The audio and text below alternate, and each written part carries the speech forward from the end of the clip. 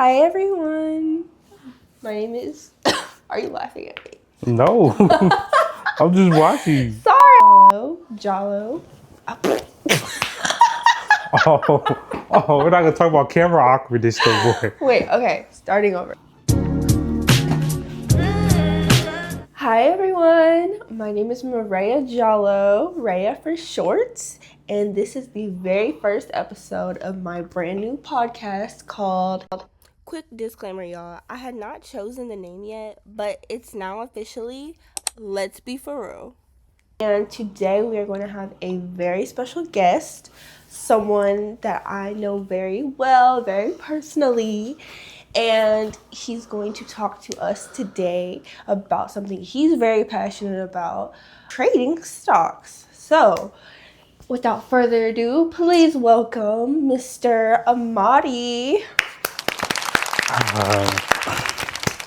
How y'all doing? How are you doing today? I'm very well. How are you? I'm pretty well. I'm pretty good. Thank you so much for being on the show today. So, the way today is going to work, basically, we're just going to talk, and I have a couple of questions for you that I feel like anyone who's interested in trading would want to know. Okay. So, first question, how did you get started trading overall? Okay, so I got started in high school. My dad kept throwing trading books in my room. I would never read them, so I always thought you just need like a whole bunch of money to get started, so I never cared to read them. So he kept harassing me about it, so I eventually, when I kind of like the summer going into college, I seen that there was a way to start trading where you don't need as much money. So that's kind of where it caught my interest more, and that was kind of like the start of it. I started there, me and my friend Xavier, we were trading every day, and that was kind of the start of it. Okay, very interesting. So tell us more about the trading process in general. What does that look like day to day? So day to day, it's actually not too bad anymore. So I typically trade anywhere from about 30 minutes to an hour a day, but it used to be kind of a more rigorous process. Now I just have like automated things, so I know alerts when everything's going on. So I don't have to sit and stare in front of the computer all day anymore. So if something happens, I get alert to my phone, put my computer out real quick, do my setup, and that's typically it for the day. Okay, that sounds pretty easy, honestly. Nothing too crazy. Sounds like better than a traditional 9 to 5 like most people do. It's funny. I have a lot of people that I've helped trade and stuff, and I've always joked around and said 1 hour of trading feels like 9 hours at a shift. Everybody was like, "Yeah, okay," until they started trading. It's a stressful hour. So tell us maybe a few people who have inspired you to kind of start trading, or just along the way that you've seen that have given inspiration to what you have going on. Really, I would say I have a couple inspirations. Two are like my mentors. I have one mentor that stays in Austin. His name's Anthony. And I have another one that stays in New York. His name's Dan. Dan's been trading since the 70s. And he's made over $100 million trading. And I actually got to meet him on a trip in Philly in December. And then Anthony, I used to spend summers at his house trading. And like just really seeing them trade, their lifestyle. And then another thing that kind of inspired me too was like my group of friends. Like a lot of my group of friends are doing really, really well in different fields. So it kind of just inspired me to try to be as best as I can in my field. Okay. So we can all have our, fun together.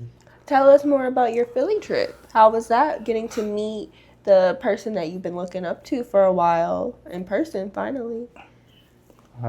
It was actually nice. Like it was different. Like kind of seeing him in person, it was just super weird to me because it's like I meet some people. Like I know some guys that are making like 500-600K a year, living like billionaires, and he's making 10-20 million a year, and he still takes the subway everywhere. So it's like it's kind of crazy just really meeting him, seeing like how humble, all of that, then just really seeing how passionate he is for it.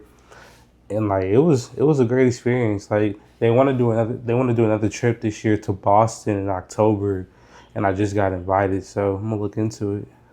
Okay, we love a humble king, period. So, if I gave you $100 today, what could you do with that? I actually get that question a lot. Honestly, what I would do first is get you on a demo account for free, so you can kind of like a practice account, really get to see what you're doing, teach you the basics. But if I had to get your 100, I would probably buy one funded account and hopefully pass it on my first try and see what I can do from there. Okay. So during this whole trading process, I know you said you started doing it for a little bit now, a couple years now. So between the time you started up until now, has there been anybody that we may know that you've worked with, or just anyone who's anyone? I mean, yeah, it just depends kind of what field of people, I've worked with a lot of the top college athletes. I've worked with Malik Sella. He was the first 5-star out of Katy, Texas. I worked with Shamar Stewart. He plays for the Cincinnati Bengals in the NFL. Worked for Nick Scordon. He plays for the Panthers. I've actually worked with, I don't know if I know who the Bad Kids are, but that's kind of like Funny Mike's group of people. I work with them. I've worked with a lot of different people. I work with different influencers. Work with like Jeremiah Childs. Like, it's a lot of people. Just kind of depends who you know, who you don't. But Well, tell us more about these Bad Kids. How did you get in with them? What did that process kind of look like? so I got in with them by accident. So I was hanging out with one of my friends, and Bad Kid Aaron invited him to his graduation. So I ended up going with him and stuff. And he had some clothes and some merch he wanted Aaron to wear. So we were like both practicing our vlogs. We had went to the range that day. So I was vlogging him give his clothing brand to Aaron. And as I was doing it, I don't know what happened, but the word trade came up. And then I see the back seat window roll down. And it was somebody that was like, oh, let me get your gram, this, and that. And it was Bad Kid Damon. And he was like, I've been wanting to trade. I've been wanting to do this. I've been wanting to do that. And then less than 48 hours later, I was at their house. So I thought I was just helping Damon. Aaron was there with a notepad too. So started working with both of them. So some people that I help, some people I charge. But with them, I'm like, well, I've been interested in getting my content up, this, and that. So I made a deal. I'll teach you how to trade and everything in exchange for content. So now we've actually built a pretty good friendship. We go to the mall together. We do this, like, so that's kind of how my relationship's been with them. I've got to meet Funny Mike on the phone a couple times. So. Okay. Can we expect to see any of Little Mike in the future? Funny. Little Mike. I don't think he would appreciate that. My bad. Funny Mike. Can we expect to see any of Funny Mike working with you in the future? Yes, you can. I got invited to his house as soon as Aaron and Damon get back. When Funny Mike gets back from Streamers University, they're all planning something so I can go to his house and actually meet him in person. And then I've also got an invite to his Streamers Prom. So. Okay. Very, very exciting. So, this is the $1 million question. Okay. This is typically a question that, some people don't want to answer, but I feel like it will give people starting off a lot of inspiration, to hit a certain point. So my question to you is, what's the most amount of money you made from trading in a day? The most I've made in one day was 15 grand. That's the most I made in one day. Okay. So, what is the most irrational purchase that you've made? I feel like before that question, you gotta also ask me what's the most I've lost in a day. Okay, well, what's the most you lost in a day? 30 grand. Oh, it's a big difference. Yeah, that's the Okay. most I lost in a day. I cried. I didn't eat. I answered my phone for nobody. It's the most I've lost in a day. Well, you can obviously see the big jump between how trading can kind of be. You have Hmm? your ups, and it sounds like you have your downs too. Yeah, for So, sure. okay. Okay, so what was the next question? Just what is the most irrational purchase that you've made? The most irrational purchase I've made. Um, there's a lot of them. I If you had to pick one. If I had to pick one, probably a go-yard bag. I'm not mad at it. That was definitely my most irrational purchase. Like I was laying down, I think I was upset at something. So I was like, this might make me feel better. And yeah, spent a good bit of money on a go-yard bag. Okay, y'all know the song. Where all my skimming that. So, do you feel like between the time that you started up until now, obviously I'm sure you have more money today than you did when you first started. Do you feel like money has changed you at all? In a way, yeah, but not in a bad way. I feel like money has changed my perspective on things. It's changed kind of like my viewpoints. It's made things I would have never thought were realistic at first seem a lot more realistic. Like it changes how some people might view celebrity. I don't view celebrities as celebrities, like because it's kind of changed my viewpoints as a whole. But I definitely don't think it changed me as a person. Like I got a little bit bougier taste now, this and that, but overall, I think it changed me in a good way. Okay. Are there any misconceptions about people with money?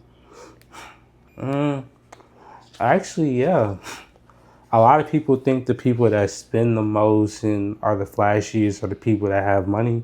It really be the people you least expect. The people who are kind of more settled with it are the people who have the most money. And another misconception is people think certain amounts of money are a lot of money when they're really not. Like you learn in life once you start to make more money, life gets a lot more expensive. So I'd probably say that's like the biggest misconception. Okay, that reminds me of Adam Sandler. Like he kind of dresses a little funny, Hmm. but he's like richer than all of us combined. Oh yeah, So, like my friend Shamar, when he was making a couple 100,000, he was living like a multi-millionaire. Now he has a $30 million contract, and he's 10 times more modest than he was then. So it's like, well, my next question was going to be who do you plan to work with in the future? But I know at least one of those answers we learned was Funny Mike. all right, Anyone else we can look forward to? yeah. So I have a lot of different influencers I plan on working with, but I got two really really big recruits at Texas A&M I plan to work with. One, his name DJ Hicks. He's projected to go first round. And another, his name is Des Ricks. They kind of sound alike, but they're both projected to go really, really high in the draft next year. So, got Okay. that working. Well, we'll be looking forward to that. Mm-hmm. What is a big lesson that you feel like trading has taught you? Um, Trading has taught me. I don't just I have to be the best me. Like when you trade, you have to be the best you. So like, if you're kind of like inconsistent in real life, if you're greedy in real life, all of your bad character flaws reflect in the trading. So I've learned to be a better trader. I have to be a better me because it's just kind of trading is a reflection of yourself. That's probably like the biggest thing I would say. It took me some time to learn, but I would say that. Okay, y'all hear this? He went through all the hard stuff in trading, so y'all don't have to take this advice. So if you lost all your money today, you just had one really bad trade, and you feel like you're at 100 right now. Now you have almost nothing. What are you doing? Okay. Well, just for people watching, if you trade smart, there's no way you should lose all your money in one day. But for the hypothetical of the question, if I was at zero, I would kind of do what I did to get started, just way smarter. So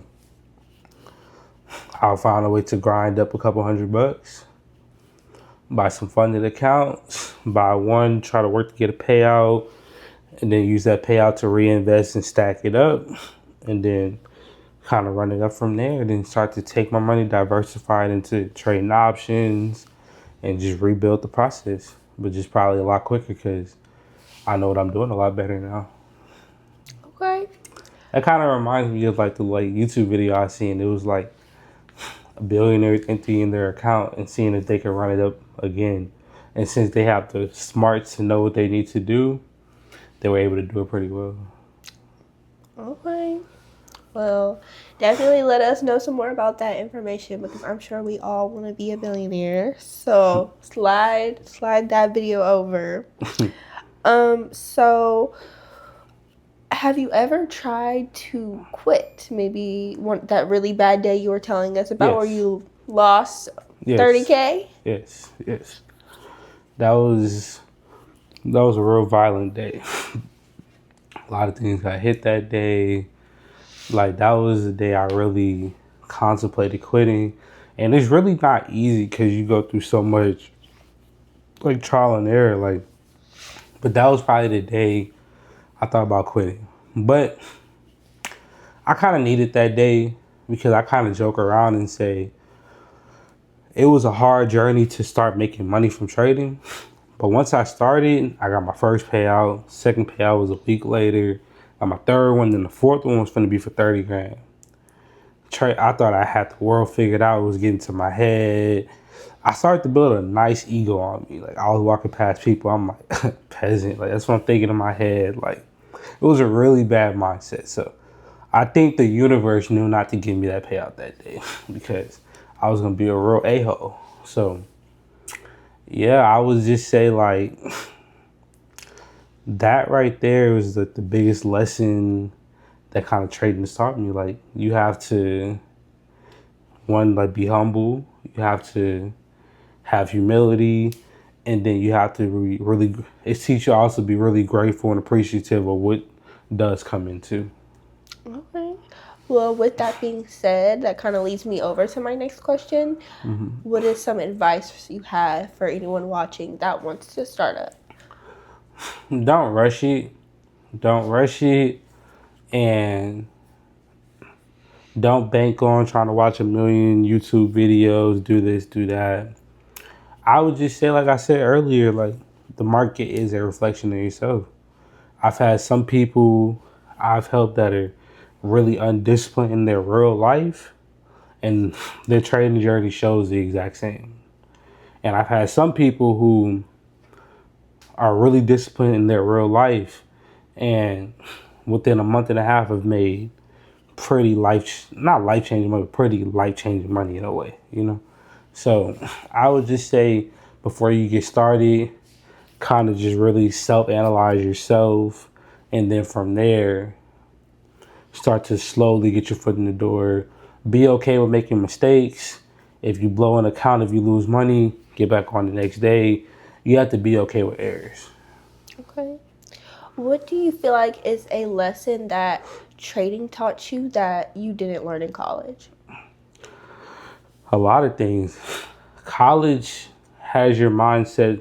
I was in one class one day, and professor went around the class. He was like, okay, when y'all graduate, how much y'all think y'all starting salary is going to be? One person said 100K. And then he was like, yeah, and then you woke up. And somebody else said 60. He was like, that's a little better. This like 4 years of school to get a 60K salary and be in hundred thousands of debt. It's like kind of crazy. But like, in your head, you don't think you could make really good money unless you're finna be like a doctor or a lawyer or something like that. So it's really worked on like my perception. Like, people think you got to work 12-hour days and 4 different jobs to make decent money, when there's other people making the same thing these doctors and lawyers are making in their bed in their underwear tapping the butt. Like, that's kind of what trading has taught me. Like, the world is a lot, like, there's a lot different things you can make money in this world, that they don't teach you in college. College just kind of teaches you kind of get into a system. Do you feel like college has helped you with your trading career in any way? No. Okay. So, tell us one of your craziest client stories. Okay, we're gonna use Shamar as an example. Shamar, he was a very rigorous spender. So I kind of would also help these guys be like a sort of type of financial advisor and stuff. So I had told him, I said, look, the amount of money you spend is insane. And I asked him, I was like, if your check stopped today, would you be okay? He was like, F no, I'd be messed up. So I'm just like that's not okay. So I told him, I was like, look, once we start making money from trading, you need to use your trading money as your living budget. This is before he was in the NFL. And then start to put your other checks up to stack up just in case everything goes bad. So he said, okay. I thought he heard me. So I got him a big payout of 14 grand. I was like, okay, this is perfect. Your check is about 35K, put that up, live off that 14. That's more than enough to have your fun, do this, do that, do that. He said, all right, that's a bet. 2 days later, he called me. He went to the gun store, bought 4 guns. He was like, oh, this is only 4,000. I'm like, bro. And he was like, hold up, look. And he showed me a new pair of grills. He was like, this was 8,000. He's like, I bought it all from trading. I'm like, I said, that was probably my craziest story. I thought it was going to help him save money. It just helped him spend more. But yeah, it's probably one of them. How has trading impacted your personal day-to-day life? It's actually made my personal day-to-day life very peaceful because I'm very aware a lot of people have to go to work every day, have to listen to certain people. It's made like my personal day-to-day life. I kind of do what I want when I want for the most part, except, having to answer calls and make content. But that's a good problem to have. So it's kind of, I would say, definitely affecting me positively. Gives me a lot of times to focus on other things. Mm-hmm.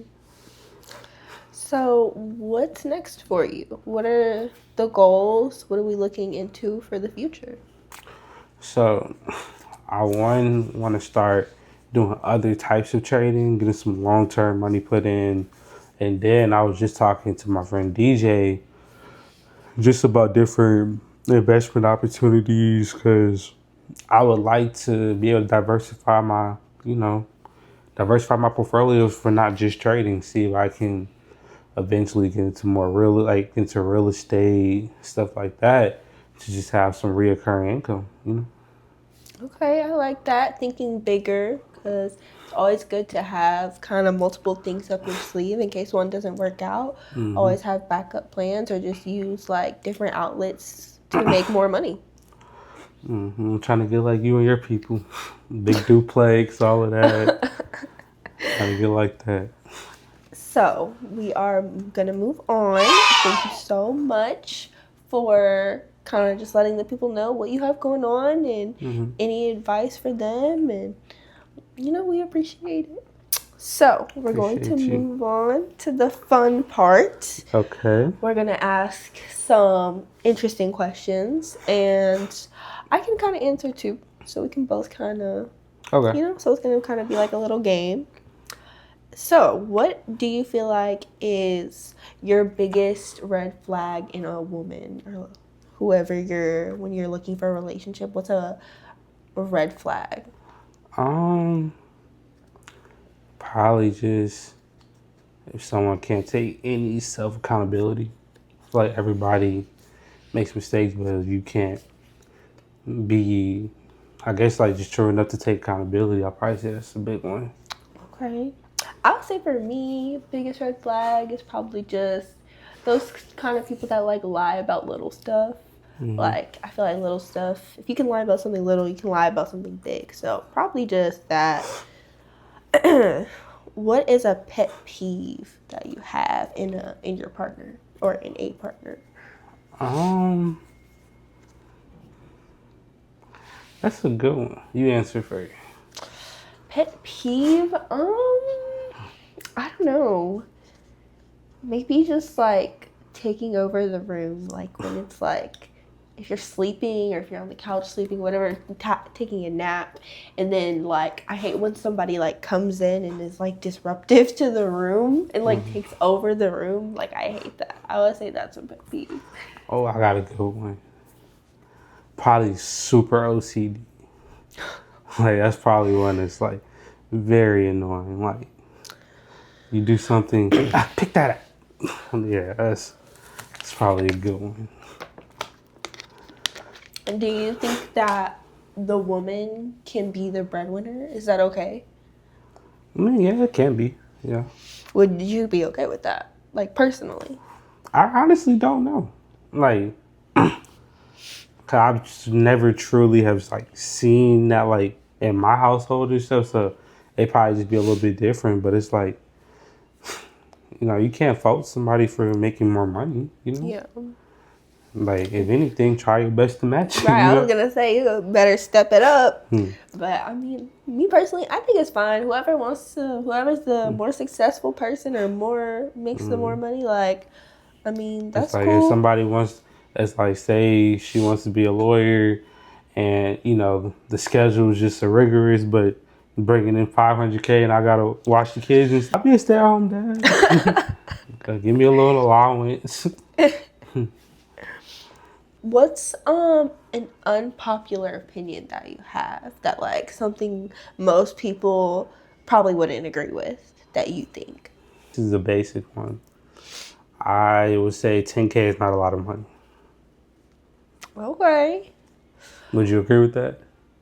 I mean, I've never had 10K. So I don't think I'm in a position to say whether or not. What, does it seem like a lot of money? I mean, if I was gifted 10K today, I would be good for a while. Yeah, I would say. So I could buy a car. I could put a down payment for a house. Like, I would be cool with 10K. So if that's not enough for you, if you want to bring 10K over here, it's not working for you, just let me know. I would say that's an unpopular opinion. I don't like Kanye. That's unpopular? I don't know. Do y'all like Kanye? I don't like Kanye. His old songs are cool, but he just demonic and stuff. I don't like Kanye, so I don't know if that's an unpopular opinion, but that's what I have to say. Okay, I think mine was better. Okay. Can money buy happiness? Yes. For sure. Like, I ain't gonna say it could just straight up buy happiness, but I know how I felt on a day-to-day when I didn't have it. I know how I feel on the day-to-day when it isn't. So it's like, it definitely buys a certain degree of happiness. But at the same time, it's like, money can't control things that go on in the real world. Like, money can't control people around you. So it buys a certain level of happiness, yes, but not everything. Yeah, I would rather be crying in my Rolls Royce than my beat up Honda. So, or if like the world was about to end, I would rather be scared in my bunker than scared on the streets. Yeah. So, I mean, I second that. Yeah. Can men and women really just be friends? Yes. What do you think? I feel like it just depends on to what degree. I don't necessarily think men and women can be best friends. Like if that is your only person, that is your best friend, and it's the other gender, and that's it. Like I don't think so. I think it just depends. You said friends are not best friends. Yeah. Oh well, I mean they can be. I think they can be friends, but like I said, it just depends on like what degree. Mm-hmm. Just not to a crazy degree. I don't think they can be best friends. Okay. Yeah. Should couples split bills 50-50? I mean, that's their situation. Like, I feel like if their situation, it depends on the situation. Like, I don't think there's no right or wrong answer. I think if it's like, okay, if the girl is making $30K a year and the guy's making $300K a year, the bills probably shouldn't be 50-50. But if it's like they're making close to the same, this, and that, and like y'all talk it out and y'all have whatever y'all agreeing on, I feel like it just varies couple by couple, Because the way my people used to do things were like, my dad would pay the rent, certain bills around the house, my mom would pay the small bills, take care of the groceries, little stuff for my sisters and stuff like that. So I guess like that was their version of 50-50, If like they were okay with it, then that's fine, But I just feel like if y'all are at a point where y'all are like, incomes are kind of the same or this, and that, then I feel like it's okay to me. I feel like whoever makes more, like if someone makes significantly more, whoever that is, they should probably pay more of the bills. But overall, I think if you guys are making somewhere near the same amount, I still think the man should pay more of the bills. No, typically like a man should want to pay more, but yeah. I'm like, not everybody's gonna always be in that position, So until the man gets in that position, if that's what y'all agree, I don't think there's nothing wrong with it, But I just feel like a man shouldn't be in a relationship with a woman to that extent. You're living together, all that, if he can't afford to pay more of the bills. Everybody just be in different situations, though. Yeah, I agree, but I'm just saying, like, for me, it's kind of like just my opinion for my situation. Do you think that love is enough to make a relationship work? If you guys both love each other to the same or similar extent, is that enough? If they want it to be enough, yeah. Like, I feel like it definitely can, but both parties have to want it to be, have to want it to be enough. Like, if y'all love each other, but y'all aren't working the same to make it work and stuff like that, then it's not. But if y'all are working the same and putting in the same amount of effort, love can be enough for a relationship. All the other stuff can be built up, but that's like the foundation. Okay. I think love can be enough, but typically it isn't. But yeah, that's my answer. Would you rather be in Miami or Houston? Which city do you prefer? Miami. I feel like that's a little biased because you live in Houston. No, I enjoy Houston. Just Miami's like just the air. Houston's hot. I like both, but probably Miami because of the beaches. We have beaches here too, but their beaches are nicer. Private jet or yacht? Yacht. Yacht. Probably also a yacht. I like being on the water. Yeah, probably also a yacht. I'm gonna play one more quick game. It's called Who's Most Likely To? Because we kind of know each other pretty well, so I feel like, we both have our opinions. We'll see. All right. Who's more likely to become famous? I think me. I think me. Who's most likely to get arrested? Yeah. We know about those stealing habits. Oh. Just kidding, guys. I'm just let to run over everything. Who's most likely to ghost someone? Probably me. Who would be the first to cry? Probably me. Who's most likely to spend $5,000 on something stupid? Yeah. Who's most likely to get married first? I guess. I would say neither one, but maybe me. And then who's most likely to fall asleep during a movie? I always stay up for movies. I am that person that will go sit through 10 movies in a row. She's gonna put on a real boring movie and it's gonna put me in a really good nap. most likely to accidentally go viral? I don't know. Me, because I already did. So guys, let me tell you the story. So I commented on a post that had Sauce Gardner and Brooklyn Nicole. It was on the ESPN page, a sports page. On the sports page. Because they came up on my For You page, by the way.